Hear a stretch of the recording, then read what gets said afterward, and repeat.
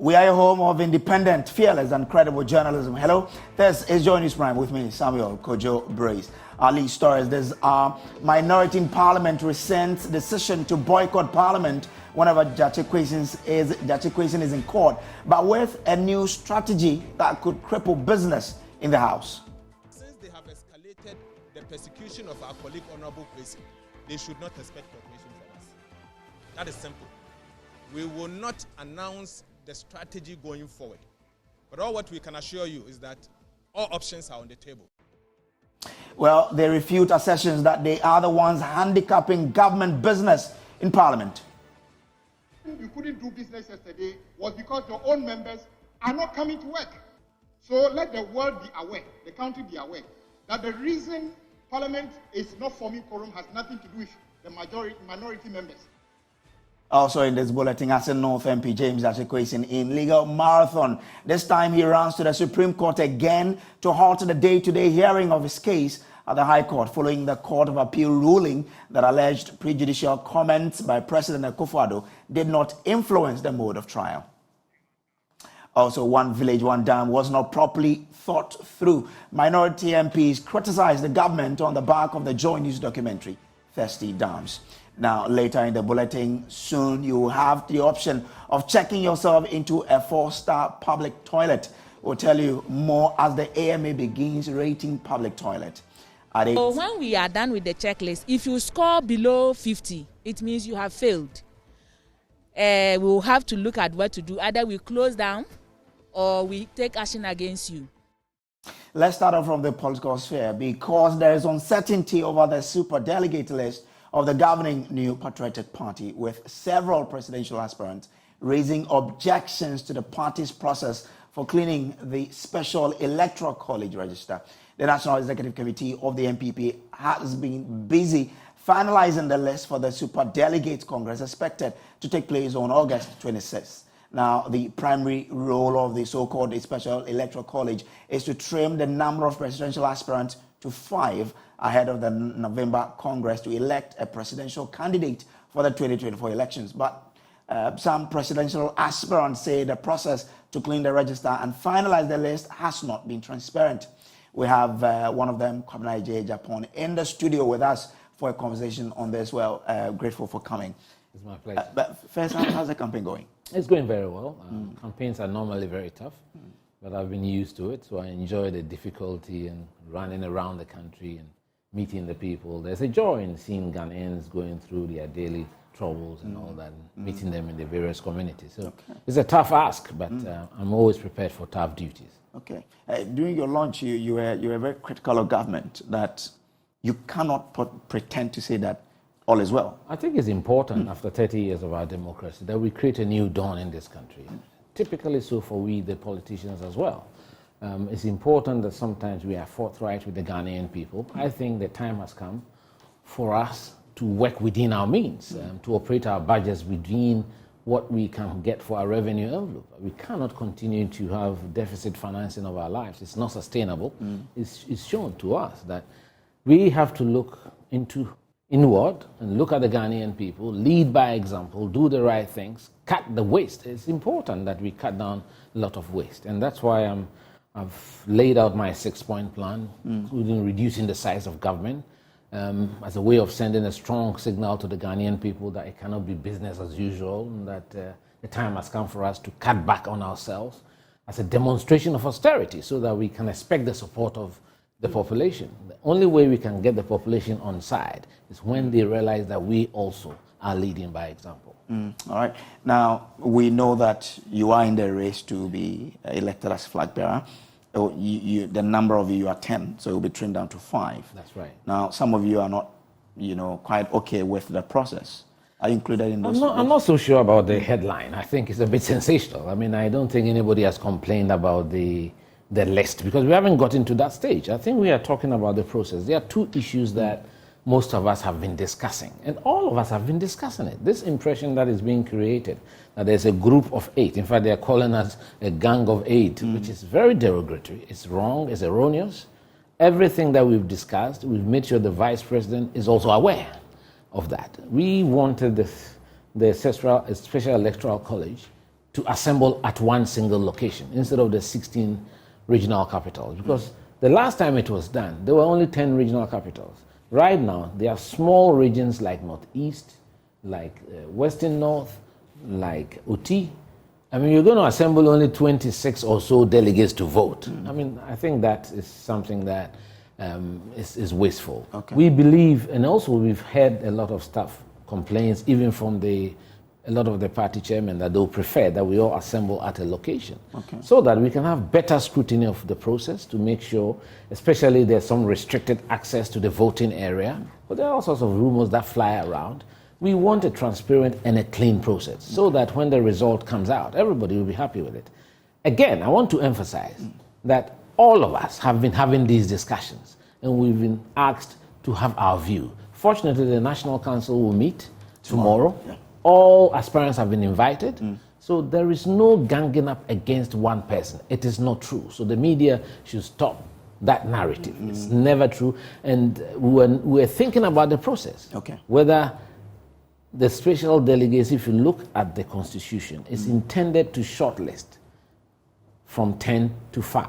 It is not intended to elect a winner or a presidential candidate. That's not the intention behind it. So there's a school of thought that says that, okay, perhaps we should do it like we do with the unit committee elections or with the vice chairman elections in our party, where if you take the notice of poll and there are 10 of us, you take 5, your preferred 5. So that's the discussion. Those are the two main issues. The last issue had to do with the display of the register. Our party register is being validated or has been validated. The process that it went through, some people were not happy with it because we think that at the national level, we asked the Electoral Commission to do a public display. So the least we can do is to have a display at the party office in the constituency. So are you happy with it, or you are part of those who are not happy with the process?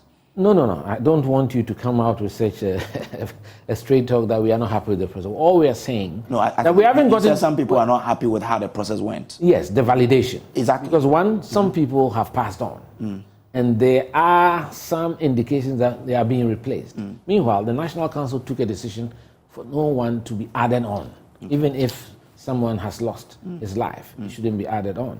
So if such things are happening, then it's worrying. What we want to see is a public display of the register.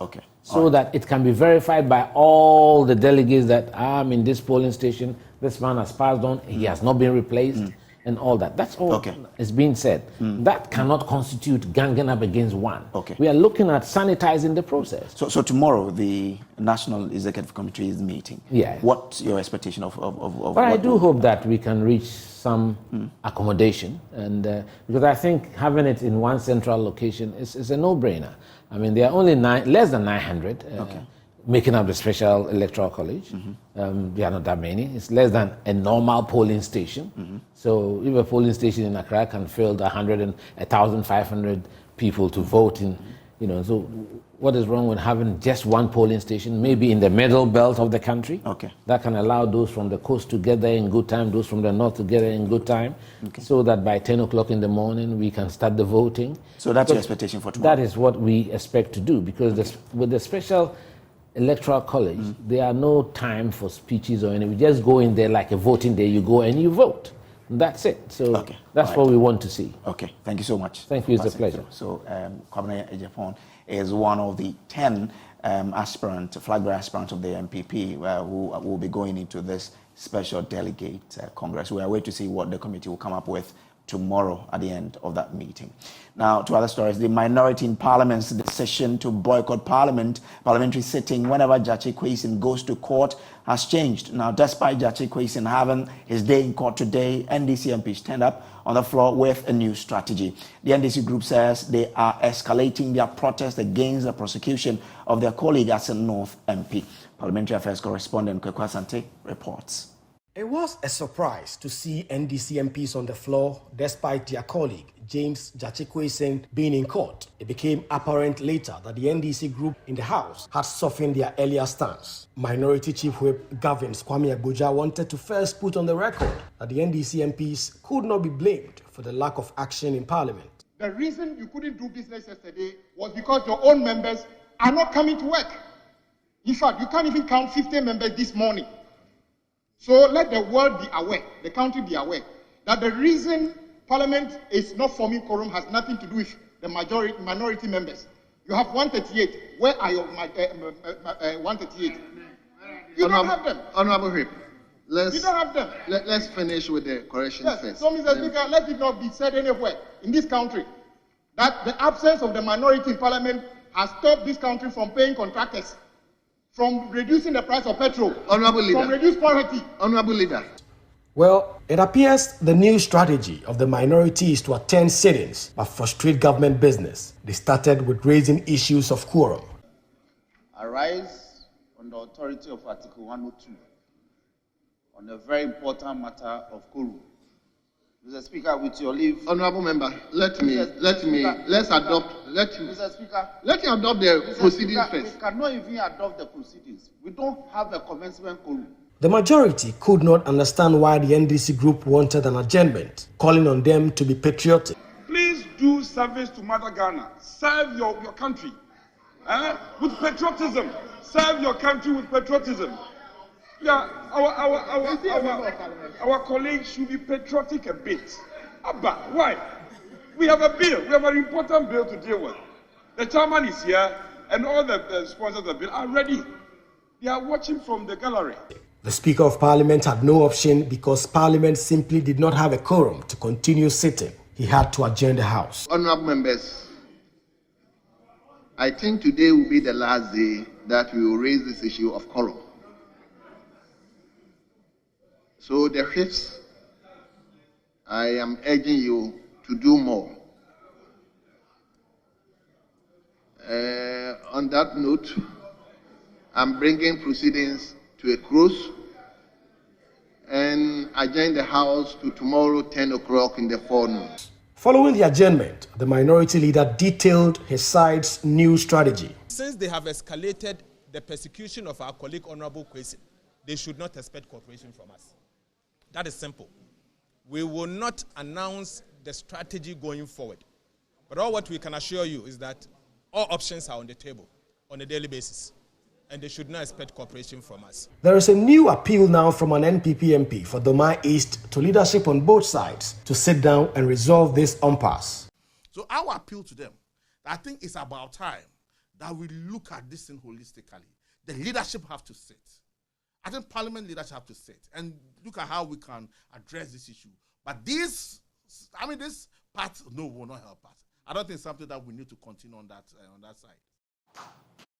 So that's how Parliament was. But let's do some social media reaction on Parliament's boycott there.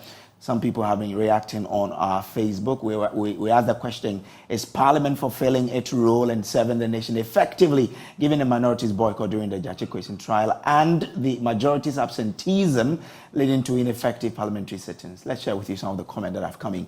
Hussein Nassam says, our constitution enjoined us to resist the oppressor's rule, and the minority MPs are on that course with already served notice, but the majority MPs are on French leave to campaign for an internal election. The two cannot be same. Now, Kwame Achampon says, we were in this country when an NPP MP was imprisoned, leading to his death for the same charges. None of these hypocrites said anything. Allow the constitution to work if you are a law-abiding lawmaker. You are law-abiding lawmakers. Franklin Anku says it will even become worse if the incumbent NPP MPs file their parliamentary primaries nomination. So Thomas Yenemi says president should be blamed. Okay.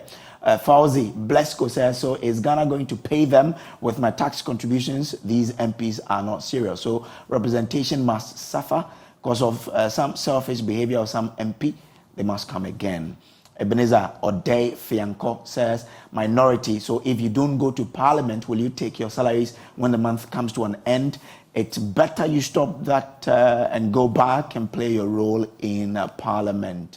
So that's coming from Ebenezer Odei Fianco. Now, let's still on that particular matter, a member of parliament for Yendi constituency and a member of Vice President Baomia's campaign team, Farouk Aliyu Mahama, says it is not accurate that some NPP MPs are abandoning parliament to campaign with Vice President. For some days now, Parliament has struggled to form a quorum to do business with the minority, claiming that NPP MPs are following the Vice President around. According to Farouk Aliyu Mahama, the NPP MPs respect their duties in Parliament and have never left the House to follow the Vice President on his campaign tours. Duties of a members of Parliament to be in Parliament. And when this justification issues came up, it was established that the NDC took a strategy by saying we're not going to come to Parliament. So it is the stance of the NDC against the stance of we, the majority. The majority of Parliament is committed to coming to the plenary, and you can see that we've done that. The NDC strategy is to use this as a bargaining chip for us to put on the stance in terms of the court proceedings, but that is the rule of law, and we cannot interfere. Bawumia, as a person, has been a vice president who has carried himself well within the Fourth Republic, has made good gains, and is working assiduously to become the president. The MPs from Ashanti region were with Bawumia are back to Parliament. So it has nothing to do with MPs following Bawumia. For instance, I'm a strong supporter of the Vice President, but I've not followed the Vice President. I've still left the Vice President to go on his own campaign and still be committed to my work. So NDC's strategy of trying to tie everything to Bawumia is a signal that we always use, that is a signal that Bawumia is a threat to John Mahama. And I'm telling this on authority. The last time I told you that Vice President Bawumia, inshallah, by 26th of August, you will see the signal when we do the special voting. He's somebody who doesn't like to attack people, and that is how come he's called decorum with his communication team to issue a statement that we should be decorous in our statement. We are one party. We shouldn't let it be like it's a fight. And I know at the end of the day, with the temperament of Vice President Bawumia, MPP will bring it, beat John Mahama, and will be the next government of. Mayor Farouk Aliyu Mahama says the Vice President is not deterred by the attacks on his person by some of his opponents. The Vice President has come under a barrage of criticism from his opponents, including Kennedy Ejapon, who all say the Vice President is not fit to lead the MPP. But according to Farouk Aliyu Mahama, the Vice President will win the MPP primaries regardless. I did the album in my constituency, and we have 800 people in the album, and I control 700 people in the album. My other contestant who contested me, and the other two have 50-50. We are all for Bawumia. So therefore, who are they going to vote for?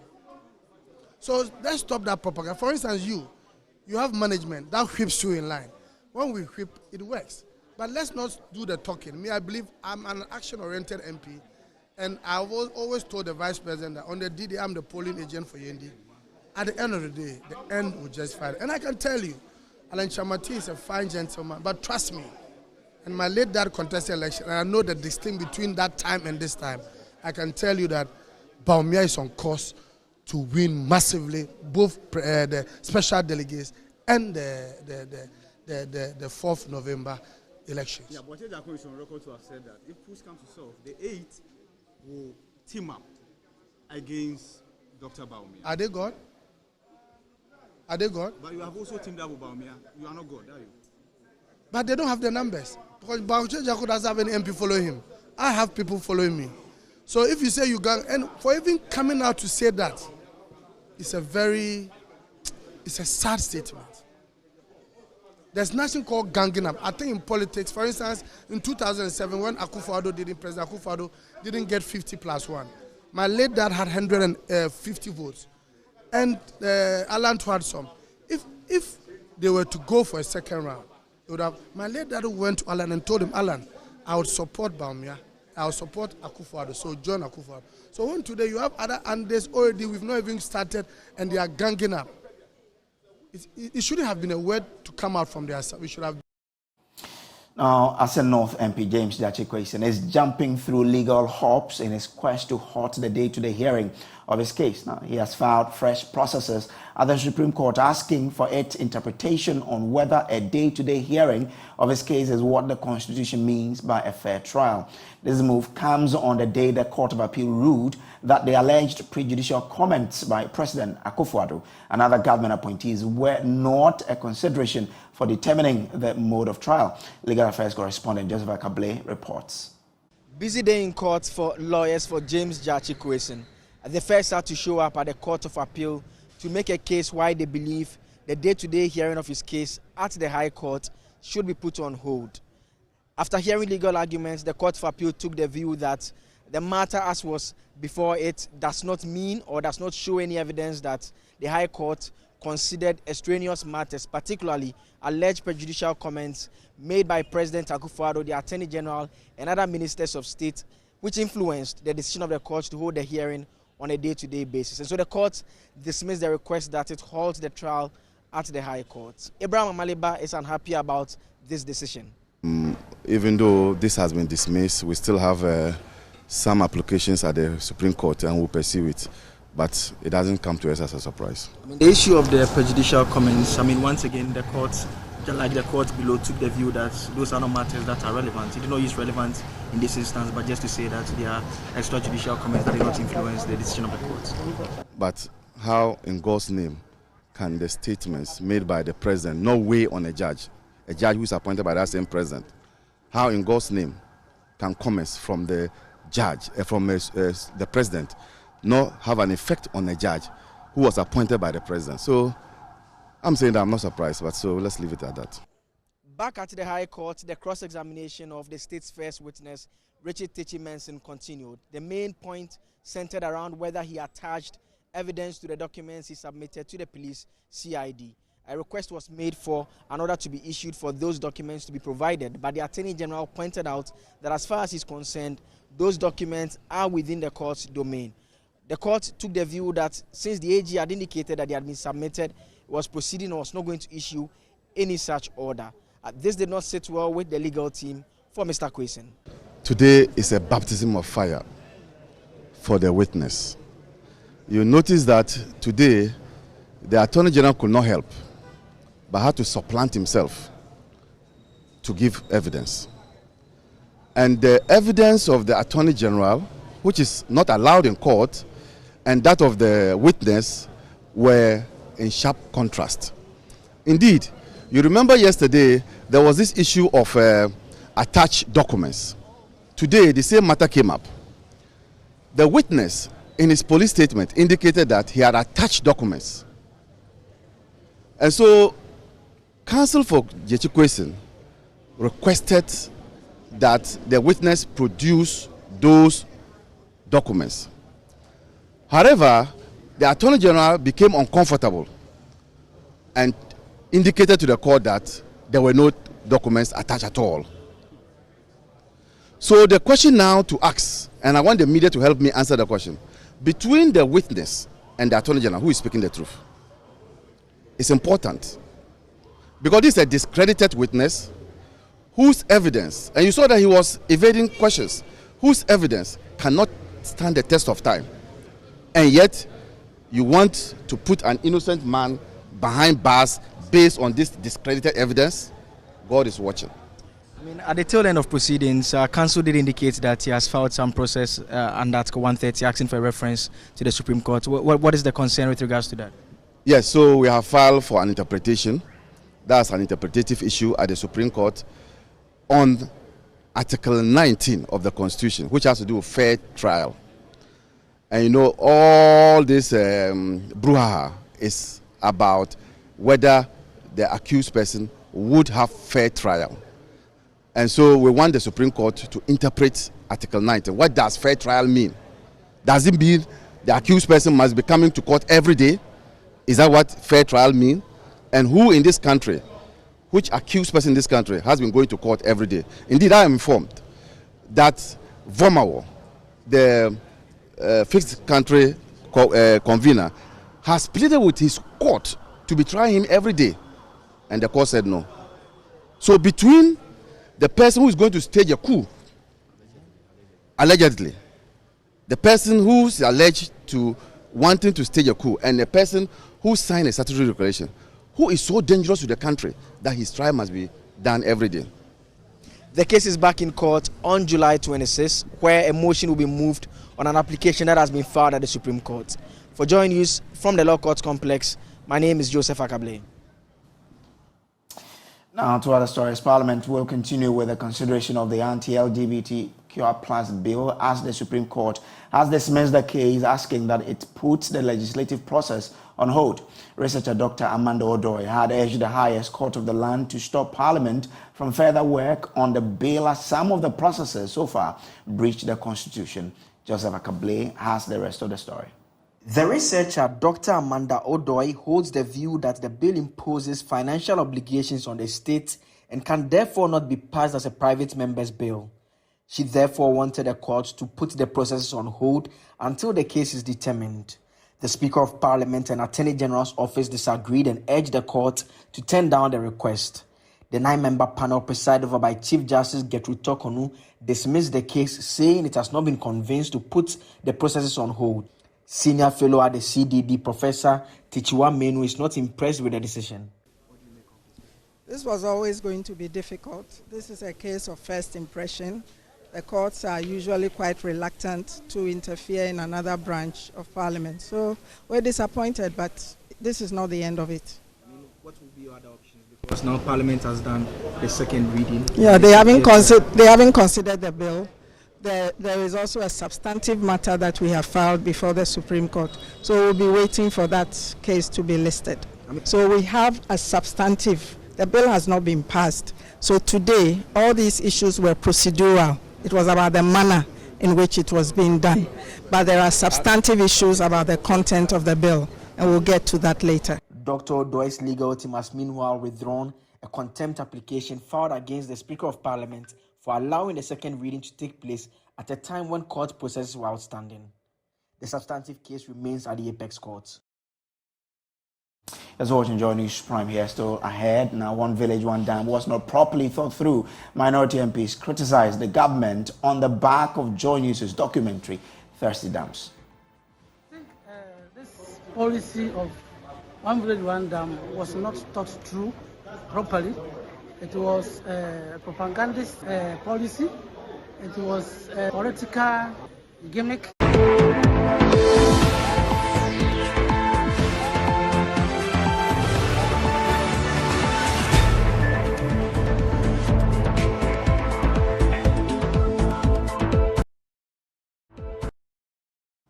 Welcome back from the break. Now, 46 people get infected with HIV virus in Ghana every day. That's according to a recent report by the Ghana AIDS Commission. To combat this, the Ministry of Health, in collaborative move, has launched an HIV self-testing program to fast-track the country's attainment of the 2030 global targets on curbing the spread of the disease in the country. There's more in the following report. You swab on your up down and then your lower down. Let's go deep down. And after that, you place it straight into the tube where the liquid is. And then you wait for 20 minutes to check your result. Currently, 46 people get infected with the HIV virus in Ghana every day. That's according to a recent report by the Ghana AIDS Commission. To combat the spread and to achieve the 2030 target of ending the disease in Ghana, the Ministry of Health, in a collaborative effort with international and local health partners, has introduced HIV self-testing regime targeted at all Ghanaians. Speaking at the launch in Accra, Director General of the Ghana AIDS Commission, Dr. Treme Etuahini, said the initiative will, among other things, fast-track the attainment of the 2030 global target on curbing the spread of the disease in the country. The 2030 goal is to end AIDS.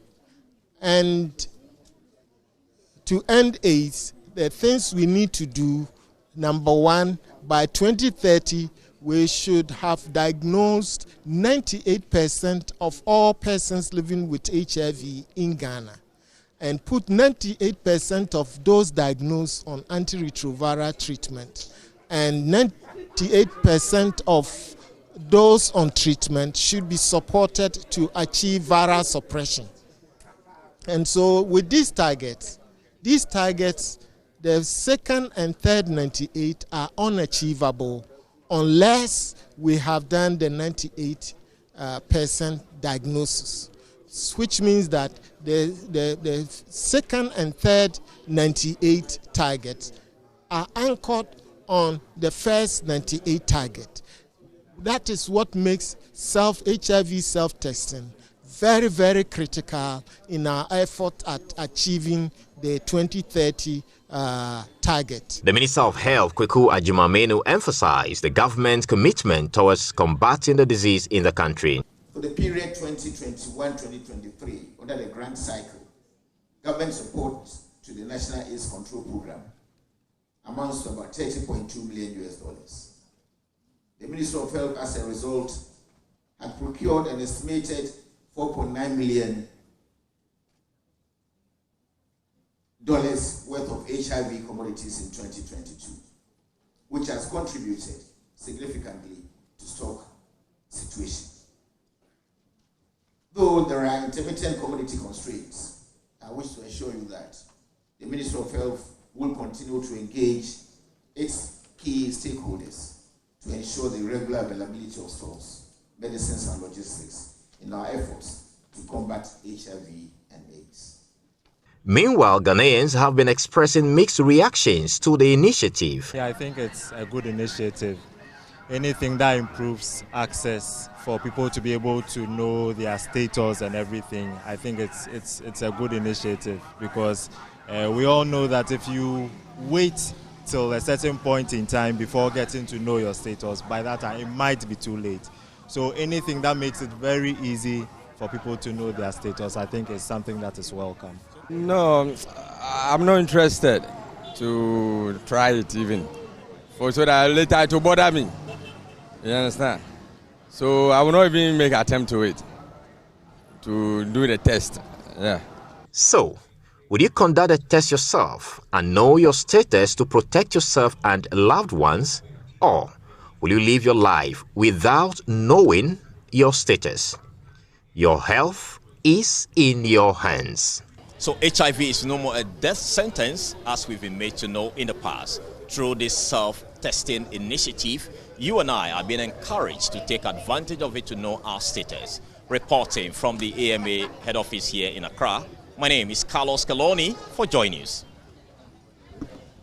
We have Dr. Stephen Ayisi-Addo, the program manager of the Ghana AIDS Commission, joining us for a conversation on this. Doc, grateful for joining us here. We understand 46 persons get infected daily in Ghana. That's alarming.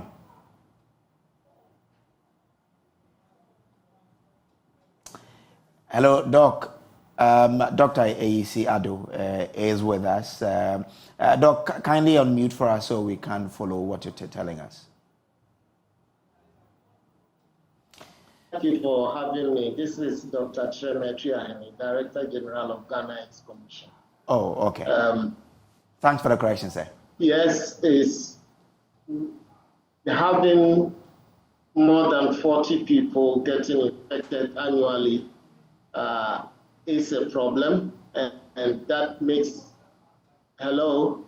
I'm listening, Doc. We are with you. Hello? I'm with you, Doc. Hello? Doc, I can hear you, sir.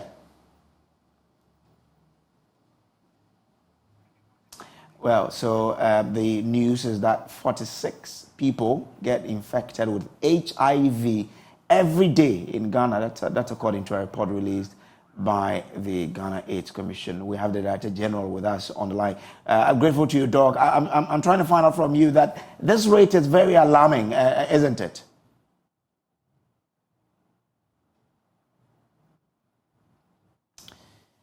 Okay. All right. We apologize for this. We'll bring that to you in our subsequent bulletins. This is still the Joy News Prime. Now, minority MPs have torn into government's one village, one dam policy, describing it as a failed policy that was not well thought through. Speaking to Joy News on the back of our latest documentary, Thirsty Dams, which exposed the poor state of the dams constructed by government, NDC MP for Bodi, Samson Ahi, and MP for Akwetia, Henry Yadomwachi, said the documentary vindicates the NDC's initial opposition to the policy. This policy of one village, one dam was not thought through properly. It was a propagandist policy it was a political gimmick. That is why all of us are not seeing that, even though they claim they have got some dams, but they cannot even contain water. We are in the rainy season, and when we go to most of the dams, we don't see water in them, which means they were not done properly. You understand? So, I mean, how can we spend so much and we are not getting anything from that? But I believe Ghanaians are the better judges. The evidence is there for everybody to see. When we complain that they were not doing proper dams, they said no, they were doing the right thing. So today, those communities where they dug those dams can testify whether or not government did a prudent job or not. But for me, I think this is a policy which was not thought through properly. It was rushed just to fulfill manifesto promise. That is why we are facing this situation. People were saying, or accusation, that we are not in rainy season. That might be the reason why we couldn't say something of that nature. Now we are in a rainy season. It has been raining for the past 3 months, continuous raining, almost every week. So still we are having a challenge. We are not seeing what actually was promised to us. So the question is, when actually are we going to see this? So that's my question. Right. The government has invested like 200 million in this project and the dams aren't functioning. Do you think there's been some losses to the state? That is more than losses. How can we invest over 200 million into a project without getting a revenue or something that will benefit the community that we have done the investment? That is my worry. So we have lost a great amount of money. Very big money. 200 million is not the quantum. You can just even invest it into a different sector to provide even schools under trees, provide this challenge that we have in a school feeding program, that the families and the children will be comfortable with it.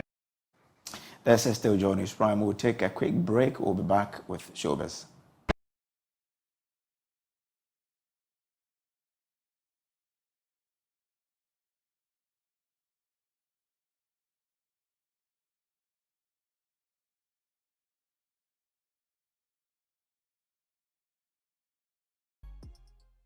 For being here. Welcome back. Time for us to bring you Showbiz, and the Queen herself is back from where? Western region. You know, Charlie. I had a fantastic time. You will. You will. I'm talking for I say bad day. Say ho. Sako say ho. Mako say bibia. Na kofiki na tanso wodo. Enyo orobodo. Say o tre me town. Say oh no was actually bibia kodo. Bibia kodo. And when we were returning, we met some wonderful fans. Actually E-Vibes. Oh, okay. Their service personals, I forgot I can't remember their name. But I have a photo of us right there. Okay. Shout outs for always staying tuned to Joy News and Joy Prime Breeze. That's on the Cape Coast Credit stretch. I met them. Okay. So wherever they are, shout outs to them. But Ghana boys are in New York. They are in America. I'm talking about Sarkodie and Stonebwoy. Well, yeah, Sarkodie. But let's also throw a spotlight on Stonebwoy, the BIM Nation president, because he kicked off. Give me all what they say. Give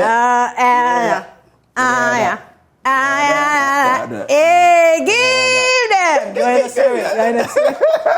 Let's wish legendary boxer Azuma Nelson a happy birthday. 5 years ago, I had a conversation with him about his favorite music, his favorite food, his favorite movies. Check this out. You sound like you follow music a lot here in Ghana. On top of your head, can you mention, some of these musicians that you can, or you want me to mention them for you? So I listen to them on the telly, yeah. So and the radio, So I know a couple of them too personally. Manifest. First, you know, the father is my friend. Okay. You know. This like Amachi Dede. Amachi Dede. What's the name? Dada Lumba. Daddy Lumba. Yeah. What is the name? The one who made this song. Which one? If I have the wings, I'll fly. R. Kelly. No. Here in Ghana, Celine Dion. I've got wings to fly. It's a Ghanaian. Oh. It's a Ghanaian. Why should I forget this man? Oh, it's a man. If I got the wings, I'll fly. He always wears glasses. I don't want us to see his face. Who could that be?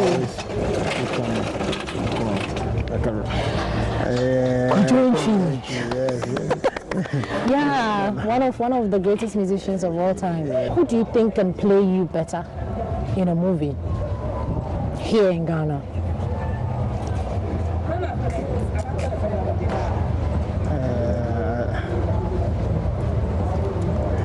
You're not sure?